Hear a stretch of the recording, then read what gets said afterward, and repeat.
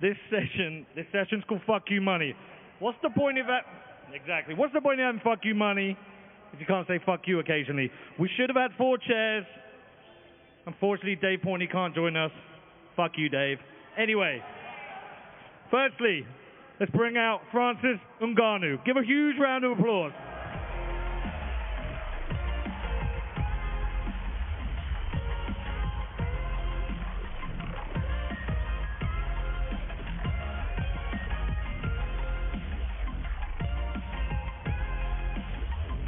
All right. Next up, the podcast godfather himself, Mr. Adam Curry. Come on.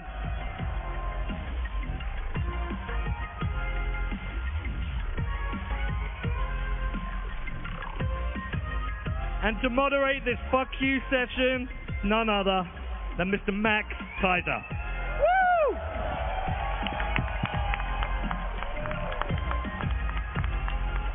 Bukali! Bukali! Bukali!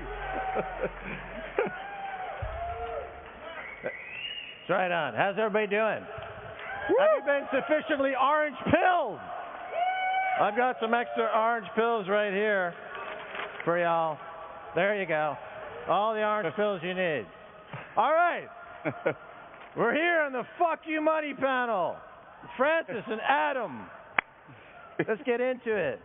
So, gentlemen, we're into an age of the cancel culture.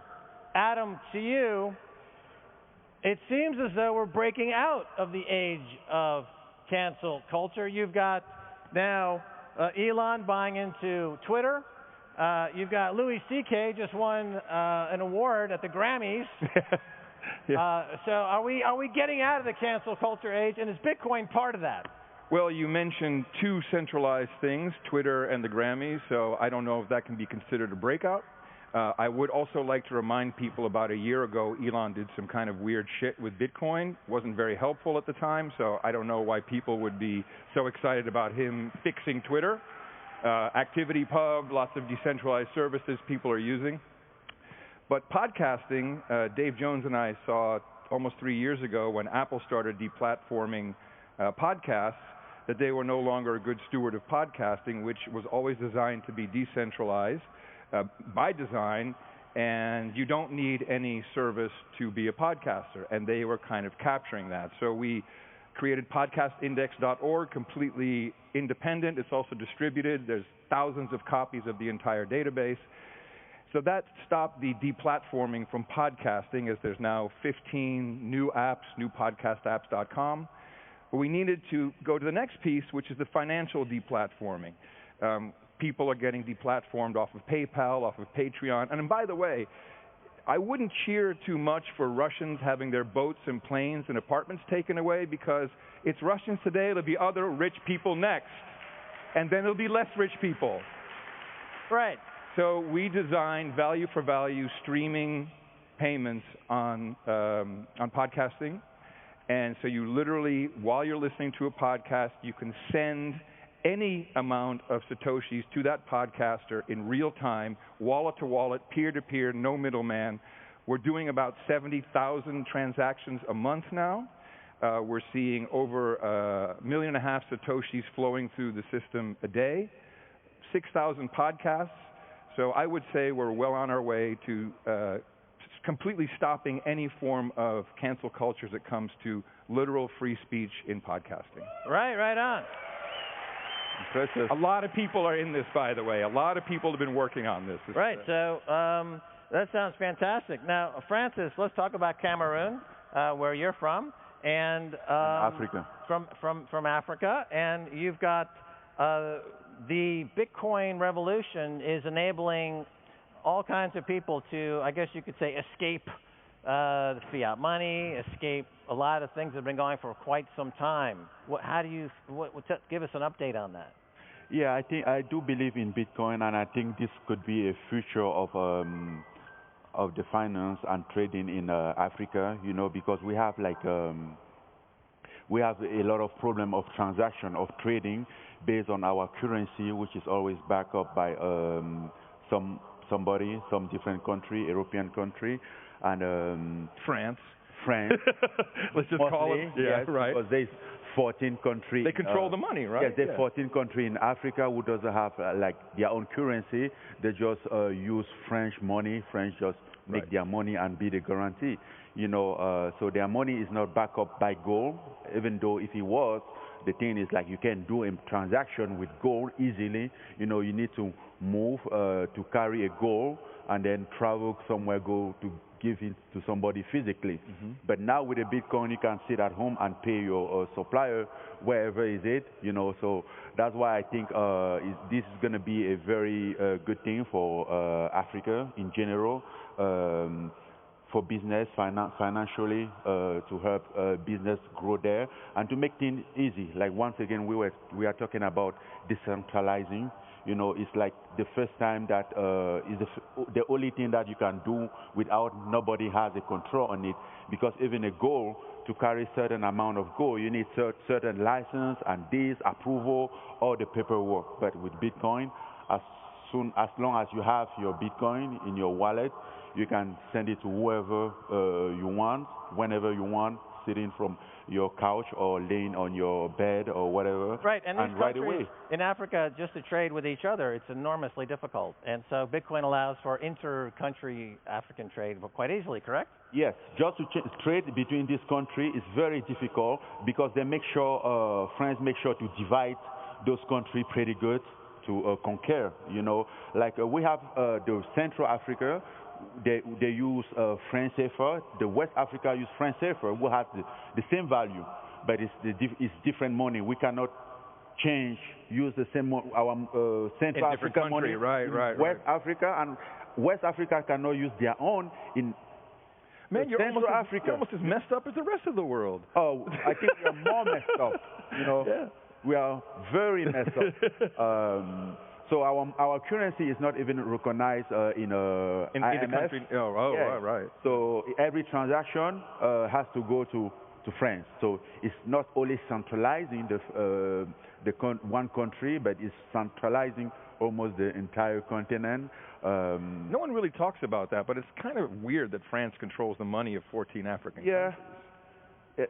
People trying to talk, but all the time they get shut up. You know, they make. All right. Well, meanwhile, in Europe, the EU and the International Monetary Fund, you know, they are struggling against Bitcoin and Bitcoin adoption. They are suggesting, Christine Lagarde was saying, it's an escape hatch. If people use Bitcoin, they won't be under the auspices of this fiat money world.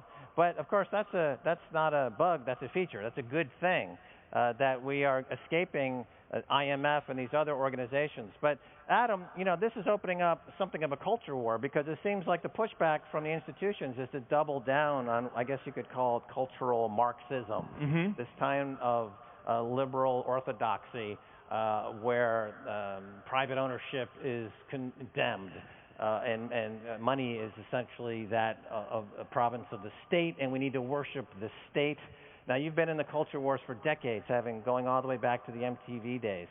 Would you say that's a fair characterization? And where would you put us on that scale of getting as close as possible now to a Maoist cultural revolution, which is what we're having now in America? I like the title of this session, Fuck You Money, because the meaning has changed. Back in the MTV days, rock and roll days, everybody got a Rolex. I got fuck you money. Today, I got money that I can send to you and no one can touch. That's real fuck you money. I got money that you can send to me and I can receive. That's fuck you money. If it's one Satoshi, it doesn't matter. Now, the next thing we need to understand... And most importantly, money that nobody decide on the value of your money. You know, the money that... They can't change it overnight. Yeah, they can't change overnight. Right on. The money that doesn't, like, feel the inflation. Yeah, you know, yeah, exactly. He appreciates. And I think this is like the best version of fuck you money. So there's one other thing that we need to understand. In the old culture, it has always been who has the biggest audience, the most listeners, the most likes, the most followers. This is fucking irrelevant. What is relevant is the audience or community that you collect around you. And that can be a podcast. But now in Texas, we have the Beef Initiative. So we're connecting retailers and just human beings with ranchers. So, you get to know your rancher, you get your beef directly from the rancher, you pay the rancher in Bitcoin. We're doing it with vegetables, we're doing it with restaurants. So we're building networks that are meaningful, connected through Bitcoin. And so when you, as my example, podcasting, I don't need millions and millions of listeners. I need to pay rent. And I need to communicate with the audience and say, do you like this? What is the show worth to you? Send that value to me so I can keep going. And that's where we have to let go. Andy Warhol's dream came true, or his vision, 15 minutes of fame, and now everyone's getting deplatformed. He could have probably predicted that. So it's more important that you build your own community. It is, by the way, the only way you will get out of the coming collapse is Bitcoin and your community. Right. You talk about entertainment industry and economy at large. That's driven by the entertainment industry, where ratings are king. It's a ratings-driven economy. And that's true also in the fiat money world. If I have a lot of fiat money, I can go to Washington and I can buy a senator. I can buy a congressman. It's incredibly corrupt. It happens every single day. With Bitcoin, that's not the case. If I have a node, therefore I have a vote. You have a node, you have a vote. So that will fundamentally change not only politics and finance, but the way you find ourselves, even as human beings, communicating with each other and how we would evolve, you could say, into the future. Do you see that happening where you've got almost an evolutionary step change? Yes. Oh, yes. And this is exactly what I'm talking about.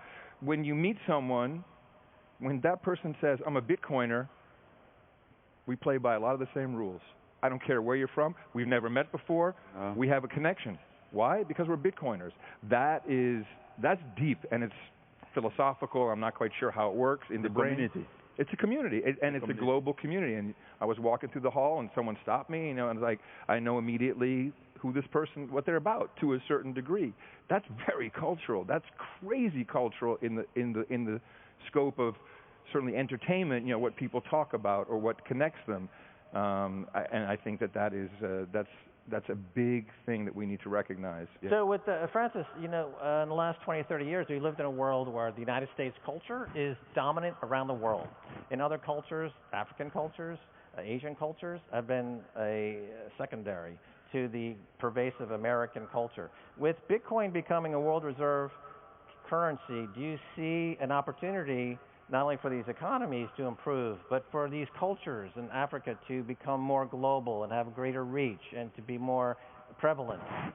Obviously, with Bitcoin first, is every country going to have a currency that is easy to deal with, to do business with. There is a lot of business, for example, in Africa, who wanted to do a business with a company here, but the problem is the transaction. How to make those transactions is pain in the ass, how they say, and one of the upsides of Bitcoin, which is very important in Africa, in America, and all around the world. Not many people face those challenges, but you have to understand that in Africa, 70% of people, they don't even have bank account. They can't even have bank account because they don't have enough money. Their revenue is not enough to be paying fees on their bank account. And when you go to the bank in Africa to open a bank account, you have to prove certain revenue, and you have to be approved by the bank to have a bank account. So many people, they don't even try because even the fees for those accounts is more for them. It's like what they can feed their family with in 1 week. So they don't do that. But with Bitcoin, it's something that everybody can do. You don't need somebody approval. You go on your phone, download your app, put your money, and then just start to trade. And you have a bank account. You have something that you can buy on internet, do your e-market, everything without somebody controlling your money or charging you for fees, or you don't need somebody blessing to have an account on something, And this is a huge problem in Africa because so many people don't have a nice job, so they cannot afford a bank account. So they could not participate in so many things.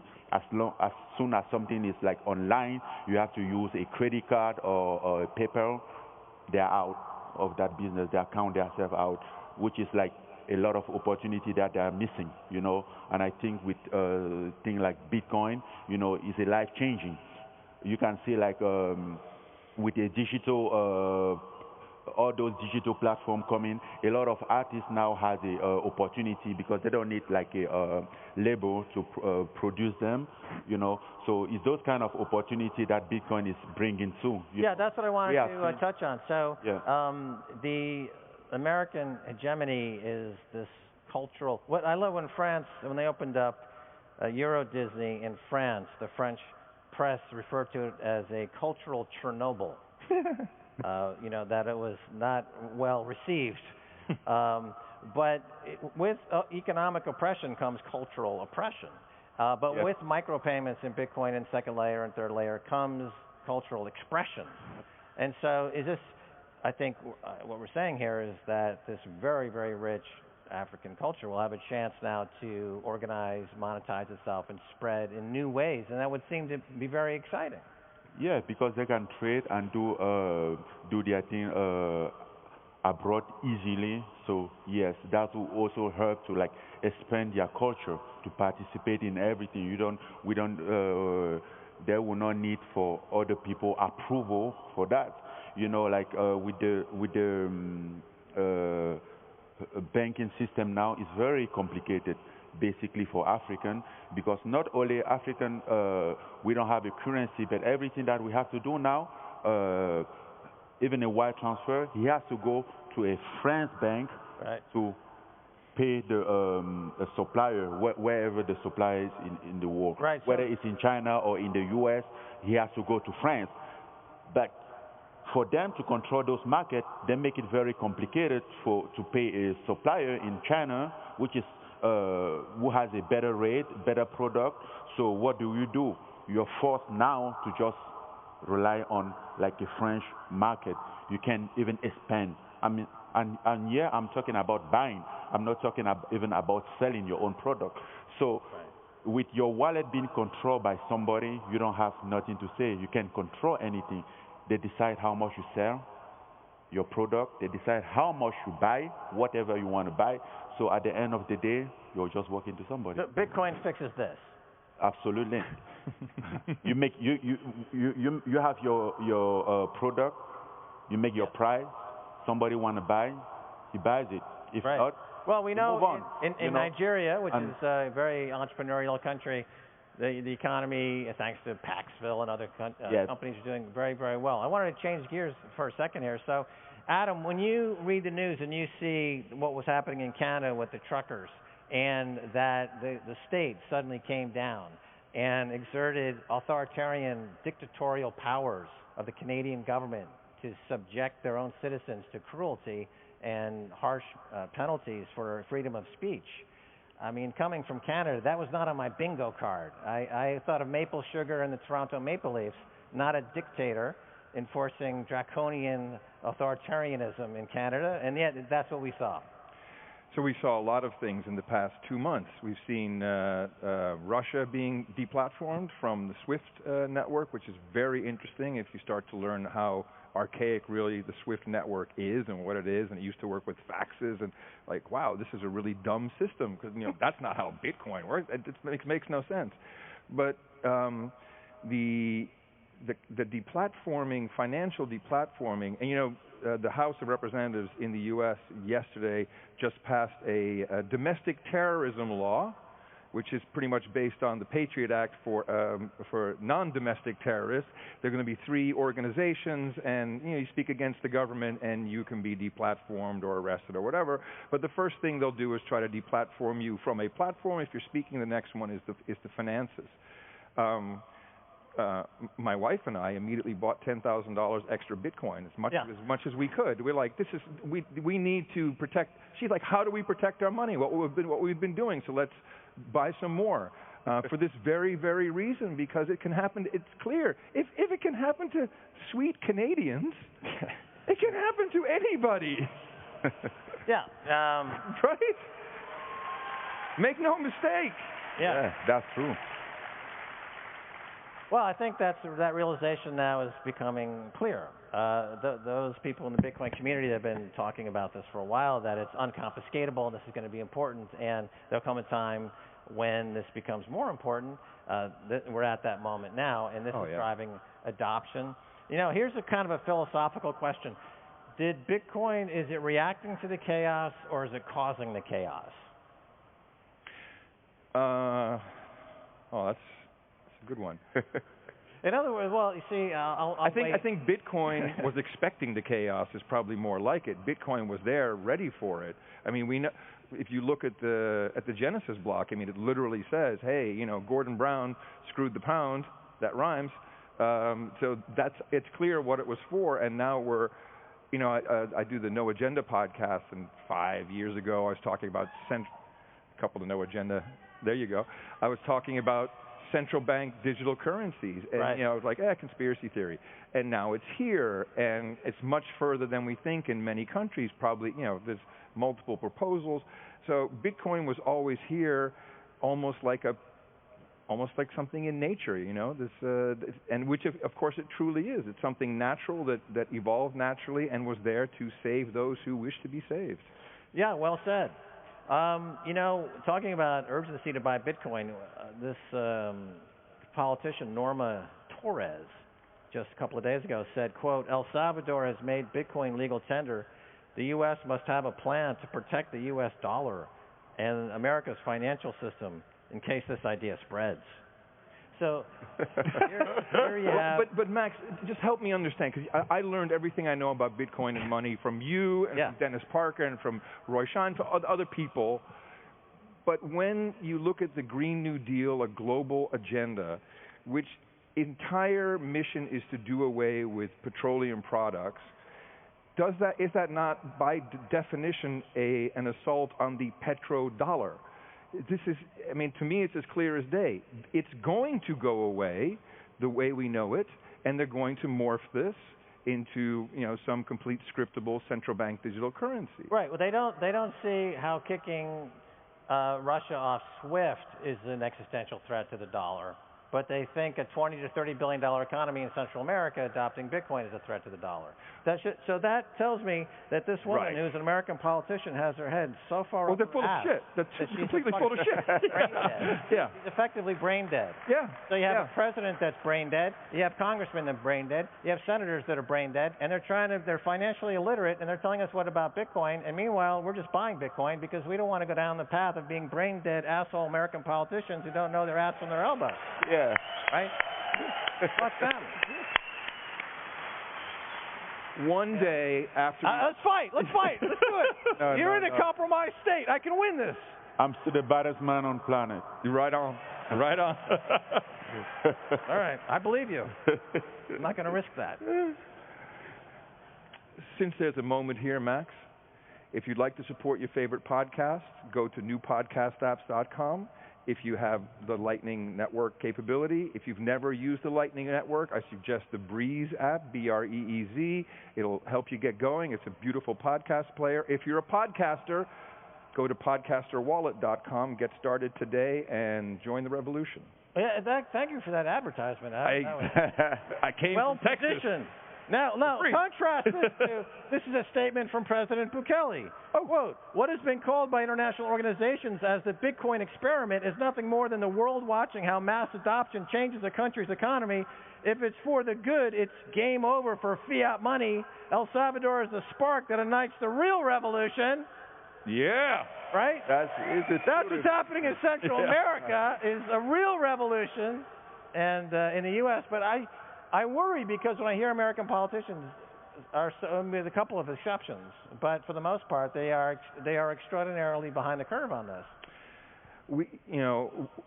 The Constitution is a great document. We've gotten far away from it.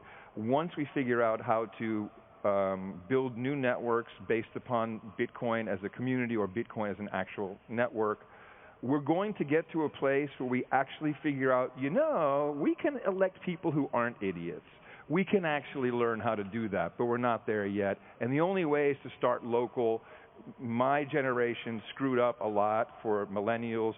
we were making money, having a good time. We weren't paying attention to who was getting on the school board and city council. Those were losers. You couldn't get a better gig. And now we see what's happened. So we will get there, but I think everything flows from finance. It's that way in the quote-unquote fiat world. It'll all flow from finance in the Bitcoin world, and we'll learn. We'll get there. So, Francis, when you meet other folks in your business, how do you tell them about Bitcoin? What's the first thing you say to kind of orange pill them or get them interested? What's the pitch? Well, first of all, I'm just learning about Bitcoin. It's been a long process, to understand all the Bitcoin, the NFT, the metaverse, and well, that's all shit. But I'm talking about Bitcoin. Yeah. So you can forget about NFTs and all that other stuff because that's for this is lesson one, in California. Steal all their lesson money. one, NFTs. Yeah, but it's very interesting because when you talk to some people, they don't believe it yet, and those who have do a little bit of research understands it, and the more you know, the more you like it. Yeah, the more you know, the more you like it, and the less you know, the less you like it. Cool, man. So it's very important. Jesus. So that's why I think it's also very important to keep educated people about it, people who doesn't know, and that's also the reason why I think it will be great if we can have a Bitcoin conference in Africa sometime in summer, because I think we'll go. people also need to be educated about the Bitcoin. Hell yeah. I'm ready. Yeah. Anyway, gentlemen, thanks so much. I think this was a very informative panel. Thank you. And now turn it back over to Peter McCormick. So maybe I'll have you there, Max, for the African Bitcoin conference. I'm totally ready to get down there. I'm ready. Awesome. Let's do it. All right. Let's go. Bitcoiners, welcome back to the Marathon Desk hosted by Bitcoin Magazine. I'm CK Snarks, Managing Director of Bitcoin Magazine. We have Khalil Roundtree, we have Alex McShane, and we have BTC Sessions. What an incredible panel. Really excited to dive into it. I think the line that really stuck with me was Francis at the end. He said, with Bitcoin, the more you know, the more you like it. And I immediately said, the exact opposite is true with fiat. The more you know about fiat money, the more you hate it. Khalil, let's go to you. Obviously new to the Bitcoin space, a fighter in UFC. What was it like watching Francis talk about Bitcoin that way? What I want to say is that I have been so inspired by Francis the past couple of days, just being here with him, watching the panel. I'm inspired. And every time I see him speak and just about his country and knowing his story, it makes me appreciate and like Bitcoin so much more, because I see the freedom that he speaks of. I see the freedom for his people to be able to not have so many obstacles in order to really lift his country up. And him as a leader, that's how I see him after this weekend. He is trying to free his people, and I think Bitcoin is the way. Wow, powerful words. Alex, you want to jump in? Yeah, my takeaway, Francis, 70% unbanked, he said, in sub-Saharan Africa because they can't afford to pay the banking fees. I think we've all been there, watched your savings depreciate. You have to pay to access your own money. Even here in the States, Francis said, this could be the future of finance in sub-Saharan Africa. And I would revise that to say that Bitcoin is the only viable option to fight off these centralized fiat currencies that are fractionalizing and, tearing society apart out there. Yeah, I mean, again, as we were kind of chatting, we were saying, Bitcoin brings people together. It creates community, and fiat divides. BTC Sessions, you were part of what was happening in Canada just a few months ago. They brought that up during the panel. Yeah. What's your takeaway? It speaks to the fact that the panel, Bitcoin is FU money, right? It's true because you can't stop it. And if anything that I've gleaned over the past couple of months, things got super dicey. And the government, the massive overreach, and how quickly all of this went down in a couple of weeks. And at the end of the day, there were missteps. Things could have gone better. But at the end of the day, of all fundraising methods, Bitcoin was the only one that got there to the intended recipients. 70% of all Bitcoin that was donated, which was 1/1,000,000th of all Bitcoin that will ever exist, got to its intended recipients. And I'd add on to that, as Adam Curry said, Bitcoin, this is the only way to get out of the coming collapse. I think with Canada, this is just a small example of how useful it can be in circumventing regulators and people who want to capture your money. Mm-hmm. Something that I thought was interesting, they were talking about Bitcoin is fuck you money, Bitcoin is money without permission. I like to say Bitcoin is money that actually works. I mean, Khalil, again, I want to go back to you. Yeah. So one of the things that stood out the most is just hearing like easier trade, less hassle, peer-to-peer. I think mixing that with Bitcoin is fuck you money, it's like, yeah, it really in a non like aggressive way, it's like, yeah, like it is fuck you money because fuck you to the guys and, you know, peer-to-peer community, like let's be together. I can't help but say enough. I'm inspired. I'm very inspired by being here. And the peer-to-peer thing that you tapped on, they were talking about streaming sats, individual artists trying to get away from censorship, peer-to-peer individuals listening to podcasts, streaming sats directly to content creators. I've personally used it myself. It's incredible. It's a great tool, and I can't wait to see it proliferate everywhere. I'm thrilled that podcasts are going to be censorship resistant. You know, we're seeing a lot of kind of consolidation and censorship in media and speech today. It's scary. We got 30 seconds left. I want to kind of get a last word from each of the panelists. Let's start with you, Khalil. I think just being here is amazing, and I'm going to continue to learn, and I'm going to continue to just enter into this world and adopt and collect and have Bitcoin. All right, collect some Bitcoin. We call it stacking sats. Alex. I would say, what do you do when the ruling class is functionally acting against you? They don't have your best interests in mind. Buy Bitcoin. Yeah. The privacy guys were right, and with better privacy tools, Bitcoin becomes better fuck you money. Oh, man, the privacy guys were right. We're going to have to talk about privacy later, but y'all, Bitcoin is fuck you money. Bitcoin is money that works. This was the Marathon Desk. Make sure to subscribe, make sure to like, make sure to stay tuned for Bitcoin Payments Revolution.